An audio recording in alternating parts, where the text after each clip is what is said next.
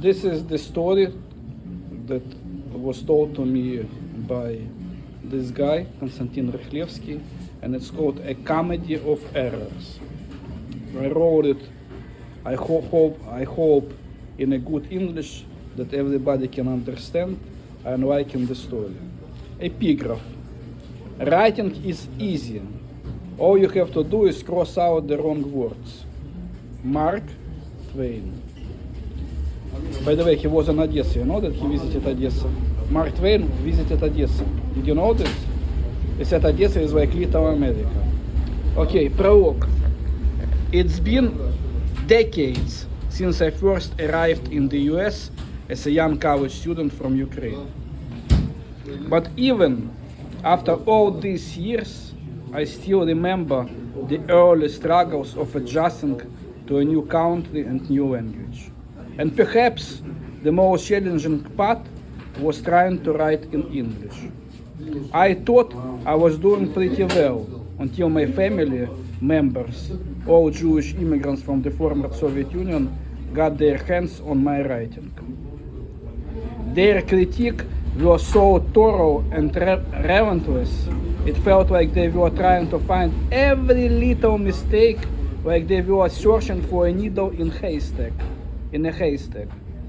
But in the end, their critiques helped me to become a better writer, and it turned into a comedy of errors that still makes me laugh to this day. So sit back and enjoy the story of how my family turned my writing into a schtick comedy of errors, and how I learned to love the process of writing with their help. A comedy of errors, my family's critique of my writing.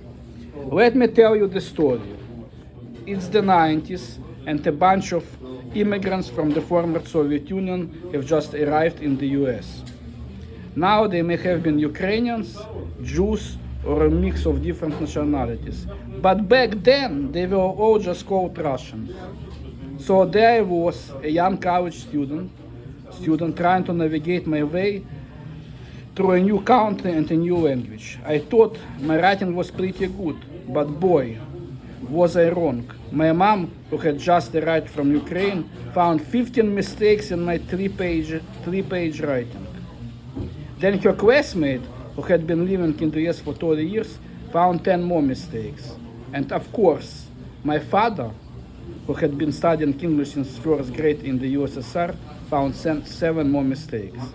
But that's not all, folks. My uncle, who was also an immigrant from the former Soviet Union, found 5 more mistakes as a revenge for my mom's classmate's husband. And when I showed my writing to my college professor, who had never met a Ukrainian or Russian before, he was in for a real surprise. When will you Russians start to study the language of the country where you are living now? I mean, give me a break. I was just trying to learn English while adjusting to a new country and culture.